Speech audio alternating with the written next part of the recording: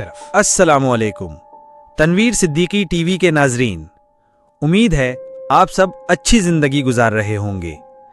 اللہ پاک آپ سب کو خوش و خرم رکھے اور تمام آفات اور پریشانیوں سے دور رکھے، آپ سب کے لیے آسانیاں پیدا کرے۔ آج سے ہم ایک سلسلہ شروع کر رہے ہیں جس میں کچھ پراسرار کہانیاں اور سبق آموز واقعات شامل ہوں گے۔ امید ہے آپ احباب کو پسند آئے گا۔ کہانی شروع کرنے سے پہلے آپ احباب سے گزارش ہے کہ شیطان مردود سے اللہ کی پناہ مانگ لیں اور دل کی گہرائی سے درود شریف پڑھ لیں۔ تو شروع کرتے ہیں آج کی پہلی کہانی سے۔ یہ واقعہ سیالکوٹ کے قریب ایک گاؤں بہرام پور کا ہے۔ اس گاؤں کے قریب ایک جنگل ہوتا تھا۔ گاؤں میں پاشا نامی ایک کسان رہتا تھا اور اس کا کھیت اسی جنگل کے قریب تھا۔ وہ بہت شریف اور سادہ انسان تھا۔ وہ دن بھر کھیتوں میں کام کرتا اور رات کو تھکا ہارا واپس گاؤں میں اپنے کچے گھر آتا۔ اسی طرح زندگی گزر رہی تھی۔ پاشا محنتی تھا۔ کچھ دنوں سے گاؤں کے قریب والا جنگل سب کے لیے خوف کی علامت بن چکا تھا۔ لوگ کہتے تھے کہ اس جنگل میں ایک چڑیل رہتی ہے جو رات کے وقت باہر نکلتی ہے اور جو بھی اس کے راستے میں آئے وہ زندہ واپس نہیں آتا۔ پاشا ان باتوں پر یقین نہیں کرتا تھا۔ وہ ہمیشہ کہتا یہ سب فضول کہانیاں ہیں، بھوت پریت کچھ نہیں ہوتے۔ لیکن ایک رات سب کچھ بدل گیا۔ اس رات آسمان پر گھنے بادل چھائے ہوئے تھے، ہوا میں عجیب سی سائیں سائیں تھی۔ پاشا اپنے کھیت کی رکھوالی کرنے گیا کیونکہ فصل تیار تھی اور وہ چوروں سے ڈرتا تھا۔ اسے آج کچھ عجیب سا محسوس ہو رہا تھا۔ آج تو کچھ ہونے والا ہے۔ وہ انہی سوچوں میں تھا کہ اچانک اسے ایک عورت کی آواز سنائی دی، مدد کرو، کوئی ہے؟ پاشا نے مشر اٹھائی اور آواز کی طرف بڑھا۔ پاشا نے دیکھا ایک بوڑھی عورت درختوں کے پاس بیٹھی ہے اور مدد کے لیے پکار رہی ہے، شاید کیسی تکلیف میں ہے۔ پاشا اس کی طرف بڑھتا ہے کہ معلوم کر سکے کہ کس پریشانی میں ہے۔ جیسے ہی وہ قریب پہنچا، وہ بوڑھی عورت چیخ مار کے کھڑی ہو جاتی ہے۔ اس کی چیخ اتنی خوفناک تھی کہ پاشا کی روح تک کانپ گئی، اور جیسے ہی بوڑھی عورت پاشا کی طرف مڑتی ہے، پاشا دیکھ کے خوفزدہ ہو گیا۔ اس کے سامنے ایک سفید کپڑوں میں لپٹی عورت نہیں، ایک خوفناک چڑیل تھی۔ اس کے لمبے سیاہ بال، لال آنکھیں اور خوفناک چہرہ دیکھ کر پاشا کی روح کانپ اٹھی۔ تم کون ہو؟ پاشا کی آواز کانپنے لگی۔ عورت ہنسنے لگی، ہا ہا ہا ہا ہا، میں وہ ہوں جسے تم کہانی سمجھتے تھے، میں وہ ہوں جو اب تمہیں کبھی واپس نہیں جانے دے گی۔ نہیں، پاشا چیخا اور بھاگنے لگا، مگر جیسے ہی اس نے پلٹنے کی کوشش کی، زمین اس کے قدموں تلے لرزنے لگی۔ ہر طرف اندھیرا چھا گیا۔ چڑیل ہوا میں اڑتی ہوئی اس کے قریب آئی اور بولی، تم نے مجھے جھٹلایا، اب تم میرے ہو ہمیشہ کے لیے۔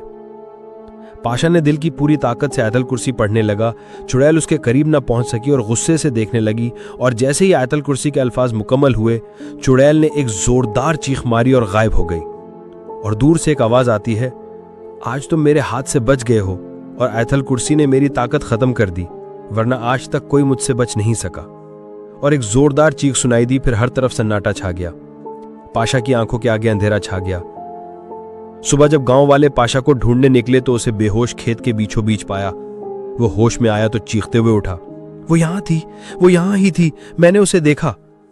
گاؤں والے حیران تھے کیونکہ پہلی بار کسی نے چڑیل کو دیکھا اور زندہ بچ گیا۔ پاشا نے کھیت میں رات کے وقت جانا ہمیشہ کے لیے چھوڑ دیا۔ وہ دن کی روشنی میں کھیت کا کام کرتا لیکن اکیلا نہیں جاتا۔ کہتے ہیں اس دن کے بعد کسی نے اس جنگل کے پاس رات کو جانے کی ہمت نہیں کی، اور وہ چڑیل شاید اب بھی اپنے اگلے شکار کا انتظار کر رہی ہے۔ کیا تم اس جنگل کے پاس جانے کی ہمت رکھتے ہو؟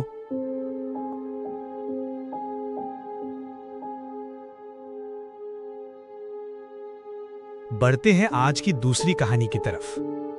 گاؤں کے کنارے پر ایک پرانا قبرستان تھا جو صدیوں سے ویران پڑا تھا۔ لوگ کہتے تھے کہ وہاں ایک بلا رہتی ہے جو رات کے وقت باہر آتی ہے۔ کئی لوگوں نے چیخیں سنی تھیں، کچھ نے سائے دیکھے تھے اور کچھ واپس لوٹے ہی نہیں تھے۔ لیکن ایک بزرگ حاجی احمد ان باتوں پر یقین نہیں رکھتے تھے۔ وہ نہایت بہادر اور نیک دل انسان تھے۔ لوگوں کی مدد کرنا ان کا شوق تھا۔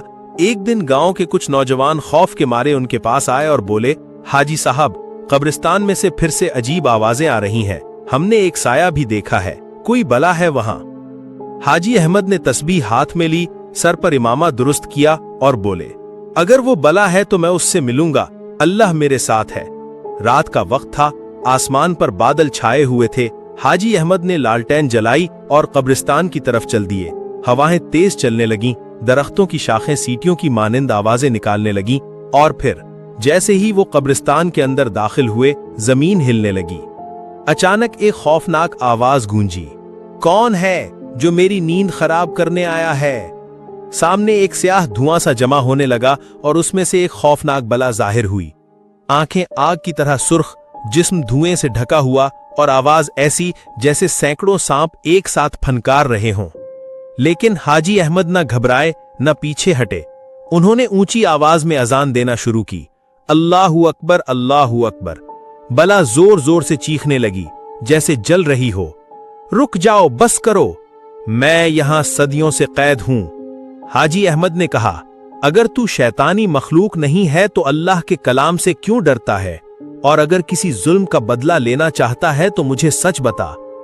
बला धुआं बनकर नीचे गिरी और एक औरत की शक्ल में जाहिर हुई। वो रोती हुई बोली, मैं इस गांव की थी, जालिमों ने मुझे जलाकर मार दिया, मेरी रूह कैद हो गई, इंतकाम बन गई। हाजी अहमद ने सूरत यासीन पढ़नी शुरू की और उसकी मगफिरत की दुआ मांगी। आहिस्ता आहिस्ता बला की चीखें थमने लगीं और फिर वो एक सफेद रोशनी में बदल गई और हमेशा के लिए आजाद हो गई। सुबह जब गांव वाले कब्रिस्तान पहुंचे तो सब हैरान रह गए। कब्रिस्तान में सुकून था, न कोई आवाज न साया। हाजी अहमद मुस्कुराकर बोले, जहां ईमान हो वहां कोई बला ठहर नहीं सकती। और यूं गांव हमेशा के लिए उस बला से आजाद हो गया। बढ़ते हैं आज की तीसरी कहानी की तरफ। रात की स्याही हर तरफ छा चुकी थी। आसमान पर बादल गरज रहे थे और बिजली की कड़क ने माहौल को मजीद खौफनाक बना दिया था। मैं अपनी मोटरसाइकिल पर गांव वापस जा रहा था, लेकिन गलती से एक वीरान रास्ते पर मुड़ गया। वो रास्ता जंगल के बीचों बीच था, जिस पर न कोई रोशनी थी और न ही किसी जीरूह की आवाज सुनाई दे रही थी। दरख्तों की शाखें अजीब सी सरसराहट कर रही थीं, जैसे कोई मुझे देख रहा हो। अचानक मेरी मोटरसाइकिल रुक गई। मैंने कई बार कोशिश की, लेकिन इंजन ने जवाब देना छोड़ दिया। दिल की धड़कन तेज हो गई और माथे पर पसीना बहने लगा। इतने में एक नहीफ सी औरत की आवाज सुनाई दी, जो मदद के लिए पुकार रही थी। मैंने चारों तरफ देखा, लेकिन कोई नजर न आया। आवाज करीब आती गई और अचानक एक सफेद कपड़ों में लिपटी हुई औरत दरख्तों के पीछे से नमूदार हुई। उसका चेहरा धुंध में छुपा हुआ था, लेकिन आंखें सुर्ख अंगारों की तरह चमक रही थीं। मैं खौफ से कांपने लगा और मोटरसाइकिल छोड़कर भागने की कोशिश की, लेकिन मेरे कदम जमीन में जैसे जम गए।